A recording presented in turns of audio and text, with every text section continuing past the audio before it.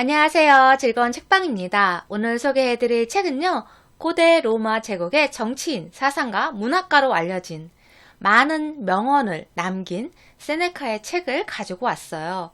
오래전에 세네카의 화에 대하여 라는 책도 소개해드린 적이 있는데요. 오늘 소개해드릴 책은요, 세네카 인생사전이라는 책이에요. 이 책에서는 총 5장으로 나눠서 소개를 해주세요.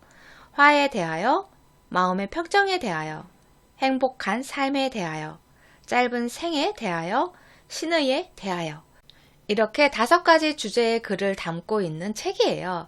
책 표지에 있는 짧은 글귀를 먼저 읽어드릴게요. 때로는 살아있는 것조차 용기가 될 때가 있다. 인간은 대개 자기의 운명을 스스로 만들어간다. 운명이란 외부에서 오는 것 같지만 알고 보면 자기 자신의 나약함, 게으름, 급한 성격 이런 것들이 결국 운명을 바꾼다. 어질고 부지런하며 남을 도와주려는 마음 이런 것들이야말로 좋은 운명을 여는 열쇠이다. 운명은 용기 있는 사람 앞에서는 약하고 비겁한 사람 앞에서는 강하다.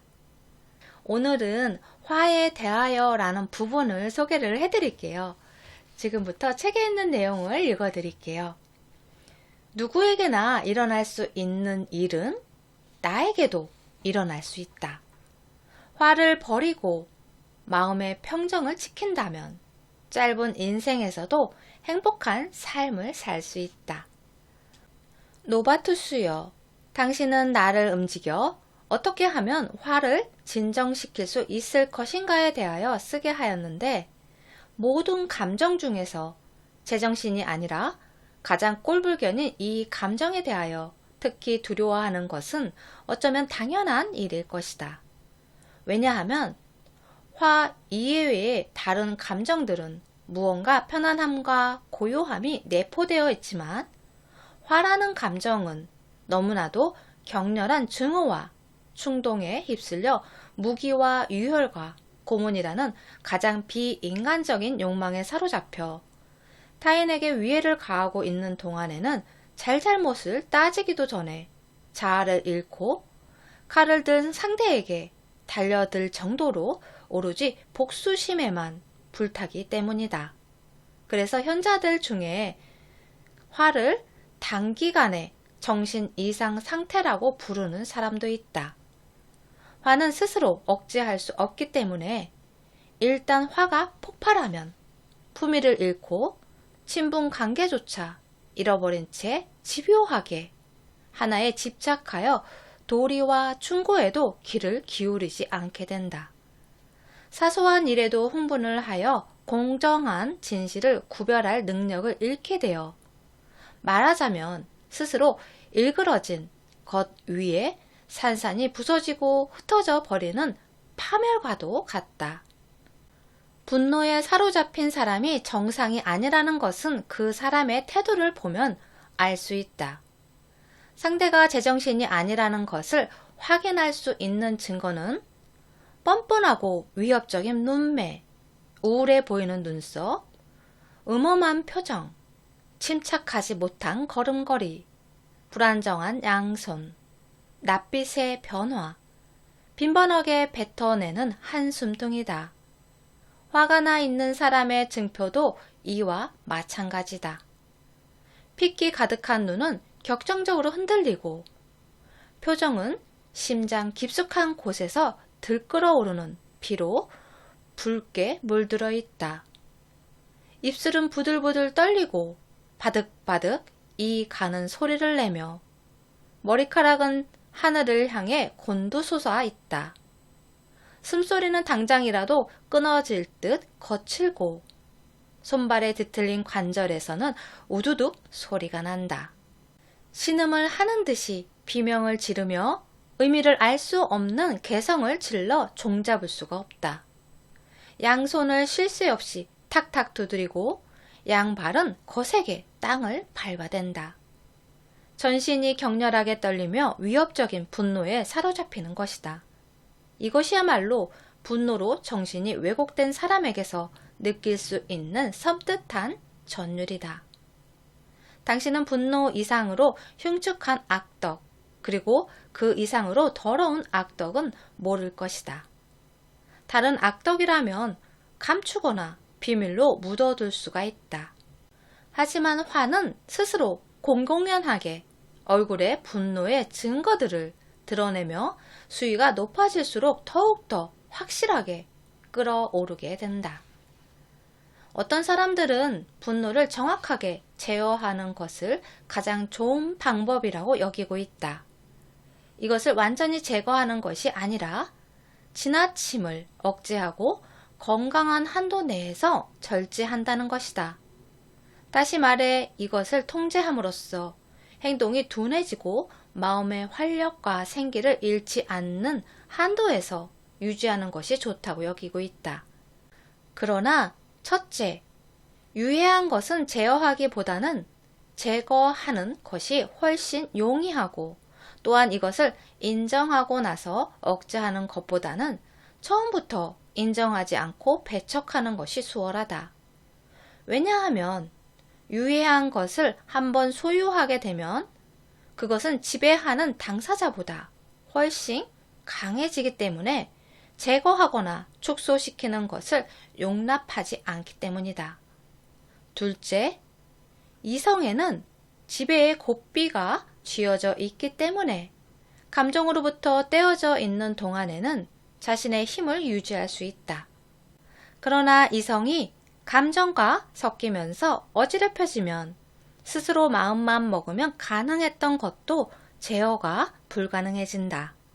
왜냐하면 이성과 지혜는 한번 흔들리고 벌어지게 되면 그것을 흔들어 놓은 원인의 노예가 되기 때문이다. 처음에는 스스로 그 힘을 조절할 수 있지만 시간이 지날수록 그 힘으로 우리를 사로잡아 돌이킬 수 없게 된다. 가장 좋은 방법은 화의 처음 자극을 물리치고 그 싹을 뿌리 뽑아 우리 스스로 화에 빠지지 않도록 노력하는 것이다. 왜냐하면 화가 우리를 사악한 길로 이끌기 시작하면 다시 정도로 돌아오는 것이 어렵기 때문이다. 일단 화의 감정이 폭발하여 그것에 모든 특권과 자유를 부여하게 된다면 이성은 이미 없는 것과 마찬가지이기 때문이다. 그렇게 되면 화는 더 이상 걷잡을 수 없게 되어 용납될 수 있는 한도 내에서는 멈추지 않을 것이다. 그러므로 나는 이렇게 말하고 싶다. 적은 처음 경계선에서 막아야 한다. 적이 일단 경계선을 뚫고 성문까지 밀고 들어온다면 사람들이 정해놓은 경계선 따위는 인정하지 않기 때문이다. 즉, 정신과 감정은 별개의 것이 아니다. 또한 감정을 겉으로 감시하며 가야 할 방향과 가서는 안 될 방향을 통제할 수 있는 것도 아니다. 사실 정신 그 자체가 감정으로 변하기 때문에 정신의 유익하고 건전한 힘을 잃고 기력을 잃게 된다면 더 이상 그것을 회복시키는 일은 불가능해진다. 다시 말해서 지금 말한 것처럼 이 둘은 서로 다른 자신의 자리를 가지고 있는 것이 아니다. 감정과 이성은 모두 선으로도 악으로도 바뀔 수 있는 마음의 변화이다. 게다가 이미 화의 감정에 굴복당한 이성은 악덕의 노예로 전락되었으니 어떻게 다시 일어설 수 있겠는가? 악질의 것에 휩쓸려 그 힘을 휘두르고 있는 혼란 상태에서 어떻게 이성이 스스로 자유로울 수 있겠는가? 이성은 당사자 쌍방에게 시간을 주어 스스로 유예 기간을 두고 진실을 규명할 여유를 갖고자 하지만 화는 성급하다. 이성은 공평한 판단을 내릴 수 있기를 바라나 화는 내려진 판단이 공평해 보이기를 바란다. 이성은 문제의 쟁점에 최선을 다하지만 화는 눈앞에 펼쳐진 공허하고 불필요한 것에 흔들려 움직인다. 상대의 표정이 건방지다거나 목소리가 크다거나 말투가 거슬린다거나 옷이 화려하다거나 도움을 청하는 주제에 건방지다거나 사람들에게 인기가 많다는 등의 것들이 화를 돋운다. 변호인이 밉다는 이유로 화가 나서 피고인에게 유죄를 내리는 경우도 왕왕 있다. 설령 눈앞에 수많은 진실을 펼쳐 놓는다고 하더라도 과실에 집착하여 그것을 고수하려 한다. 화가 난 상황에서는 실수를 지적당하기를 싫어하고 부당하다는 것을 알고도 후회하기보다는 고집을 부리는 것이 훨씬 훌륭하다고 여긴다. 기초가 없이 생겨난 대부분의 것은 쉽게 무너진다. 화는 스스로 설 수 있는 기반이 없다. 그것은 튼튼한 기반에서 발생하는 것이 아니라 천박함과 공허함을 기반으로 하기 때문에 위대함과는 거리가 멀다. 그것은 마치 무모함과 용감함이 전혀 다르고 오만과 확신, 우울함과 엄숙함, 잔혹함과 엄격함이 서로 다른 것과 마찬가지이다. 고매한 마음과 거만한 마음은 전혀 다르다. 화는 절대로 고상하고 아름다운 것을 지향하지 않는다. 나는 화가 오히려 어리석고 처량한 스스로의 나약함을 잘 알고 있기 때문에 고통을 느끼는 마음의 표출이라고 생각한다. 오로지 덕만이 고상하고 훌륭한 것이다. 그리고 위대한 모든 것은 동시에 온유하여야만 한다. 누군가 그대의 흉을 보고 있다는 소문이 퍼지기도 할 것이다. 그럴 때는 그대가 먼저 상대의 흉을 보지는 않았는지 생각해 보는 것이 좋다. 그대가 얼마나 많은 사람들의 흉을 보고 다녔는지를 생각해 보는 것이 좋다. 이제 우리는 이렇게 생각하기로 하자. 누군가 우리를 모욕하고 있는 것이 아니라 우리가 그들에게 모욕한 것이 되돌아오는 것이라고. 어떤 이들은 우리를 위해서 그렇게 한 것이다. 누군가는 타인의 강요에 의해 어쩔 수 없이 그렇게 한 것이다. 또 어떤 사람은 너무나 무지하기 때문에 그런 것이다. 설령 고의적으로 그렇게 한 사람조차도 우리에게 모욕을 주기 위해 모욕을 하고 있는 것은 아니다. 또한 장난삼아 시작한 일에 자신도 모르게 휘말려 버린 사람도 있을 것이다. 그리고 그들이 한 어떤 행위가 특별히 우리를 방해하기 위한 것이 아니라 우리를 밀쳐내지 못하면 자신의 목적을 달성할 수 없었던 사람도 있다. 그리고 너무 심한 아첨과 압으로 인해 화가 나는 경우도 많다. 본인 스스로의 착각 때문에 얼마나 많은 의심을 받았는지, 자신의 친절이 불행하게도 얼마나 많은 역효과가 났는지, 얼마나 많은 사람들을 증오하고서야 비로소 사랑할 수 있게 되었는지 등을 돌이켜 생각해 본다면 그 누구도 성급하게 화를 낼 수 없을 것이다. 그리고 특히 자신이 화를 냈던 일들을 떠올리며 이런 잘못은 나도 저지르고 있어 라고 스스로 느꼈을 경우에는 더더욱 그렇다. 우리는 타인의 결점을 찾기 위해서는 눈을 가늘게 뜨지만 자신의 결점에는 등을 돌려버린다. 화를 치유하는 최고의 약은 지연이다. 이것은 화를 내기 전에 반드시 필요한 것으로 상대를 용서하기 위해서가 아니라 정확한 판단을 하기 위함이다. 화의 가장 처음 충격은 강렬하지만 지연시키고 기다리면 시들어 버릴 것이다. 그러므로 그것을 단숨에 제거하려는 것은 좋은 일이 아니다. 조금씩 줄여 나가다 보면 이윽고 전체를 정복할 수 있게 된다. 화를 내는 것은 아주 조심스러워야 한다. 화를 나게 한 상대가 비슷한 힘을 가진 사람이라도, 본인보다 강한 사람이라도, 본인보다 약한 사람이라도 마찬가지이다. 비슷한 사람의 다툼은 위험한 모험이고, 자신보다 강한 사람과의 다툼은 미친 짓이고, 자신보다 약한 사람과의 다툼은 비겁한 겁쟁이이다. 가장 부당한 것은 자식이 부모의 증오를 상속받는 것이다. 누군가 화가 났다고 하자. 그러면 그대는 친절하게 다가가라. 증오는 어느 한쪽이 버리기만 하면 순식간에 사라진다. 서로 동등하지 않다면 분쟁은 없다. 그러나 서로 화가 나서 멱살을 붙잡고 싸우게 된다면 먼저 발길을 돌리는 사람이 훌륭한 사람이다. 지는 것이 이기는 것이다.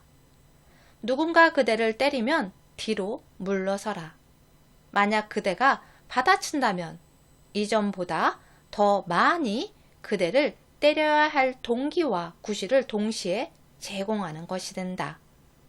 시간이 지나 뒤로 물러서려고 마음먹었을 때는 이미 늦어버리게 된다.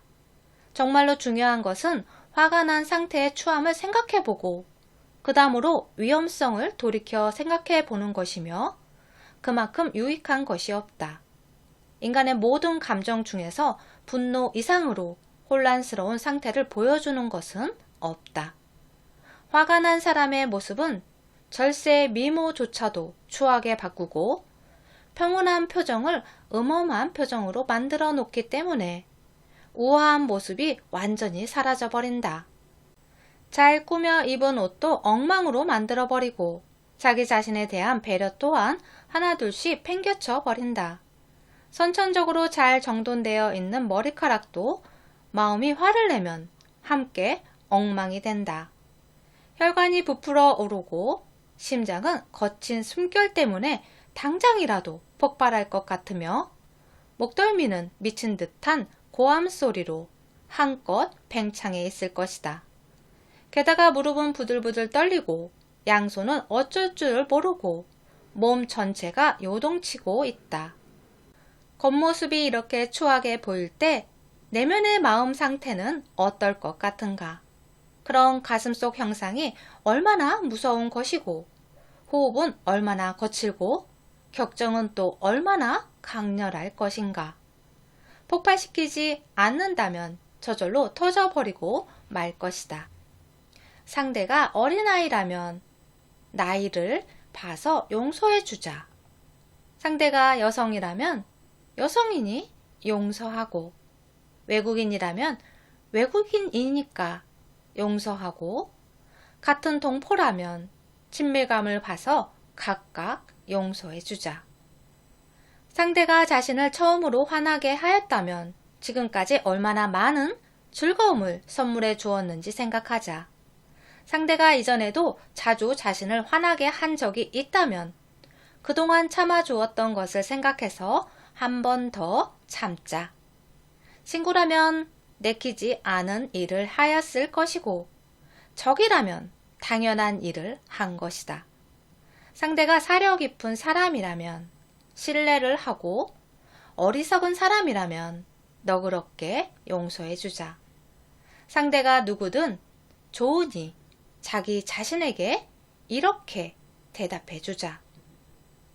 아무리 현명한 사람이라도 실수를 하게 마련이다. 아무리 조심성이 많은 사람이라도 언젠가는 자신도 모르게 주의가 산만해지기 마련이다.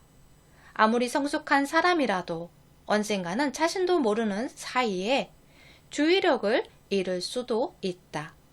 아무리 성숙한 사람이라도 순간적으로 냉정함을 잃고 성급하게 행동을 할 수도 있다. 아무리 상대방이 화를 내지 않게 조심을 하고 피하려 하더라도 순간의 실수 때문에 상대를 불쾌하게 할 때가 있다. 그렇다면 저들에게 벌을 주지 않아도 된다는 건가?